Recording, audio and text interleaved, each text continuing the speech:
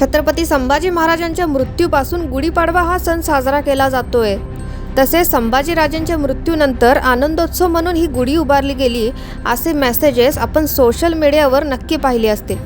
तर मित्रांनो, आज आपण पाहूयात या मागचं खरं सत्य काय आहे। सर्वप्रथम छत्रपती संभाजी महाराजांच्या मृत्यूनंतर गुढी उभारली गेली ही पूर्णतः चुकीची गोष्ट आहे, कारण गुढीपाडव्याचा उल्लेख आपल्याला त्यांच्या मृत्यूआधीही सापडतो। सन 1649 म्हणजे संभाजीराजांच्या मृत्यूच्या 40 वर्षे जुने एक पत्र आहे। नारायण शेणवी या मुंबईच्या वकिलाने मुंबईच्या गव्हर्नरला हे पत्र लिहिले आहे।